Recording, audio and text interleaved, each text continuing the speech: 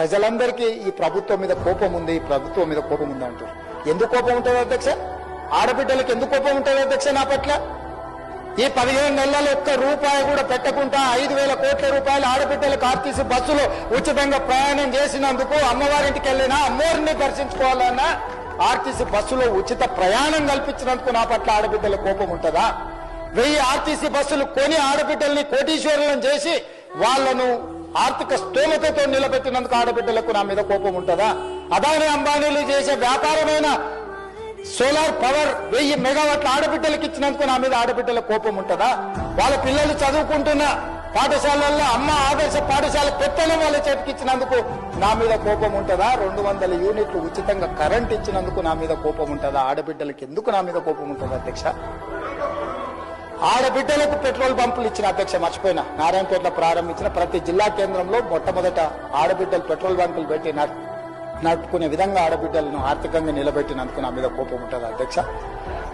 అదేవిధంగా ఇందిరా మహిళా శక్తి పేరు మీద భవనాలు జిల్లాల పరంగా మొత్తం ఇచ్చినందుకు నా మీద ఆడబిడ్డలకు కోపం ఉంటుందా? ఎందుకు ఉంటుందని అడుగుతున్నా అధ్యక్ష. విద్యార్థులు, నిరుద్యోగ యువకులకు నా మీద కోపం ఉందంటున్నారు.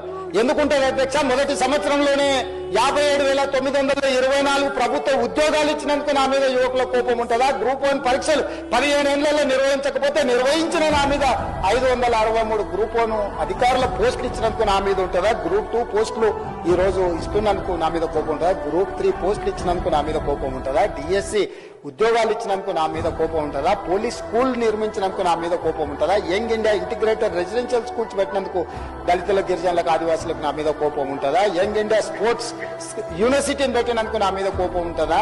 అకాడమీ పెట్టినందుకు నా మీద కోపం ఉంటుందా? యంగ్ ఇండియా స్కిల్స్ యూనివర్సిటీ పెట్టినందుకు నా మీద కోపం ఉంటుందా?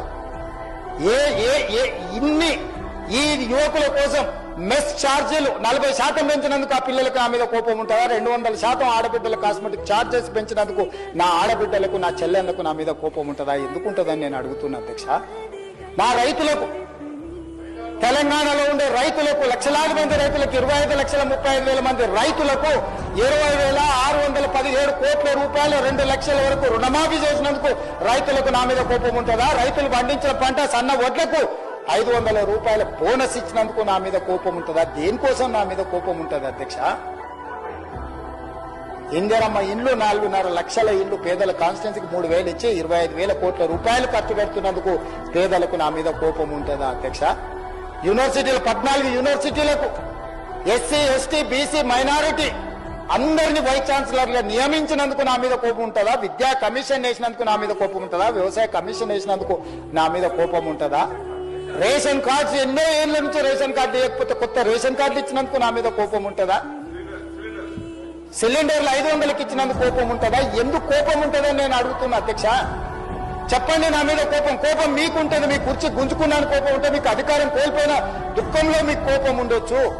నిన్న మొన్న సోషల్ మీడియాలో భూభారతి మీ ధరణి పేరు మీద వేల లక్షల ఎకరాలు కొల్లగొట్టినందుకు, ప్రక్షాళన చేసి భూభారతి తెచ్చినందుకు, పేదల భూములు పేదలకు ఇవ్వాలన్నందుకు నా మీద కోపం ఉంటుంది. దేనికి నా మీద కోపం ఉంటుంది అధ్యక్ష?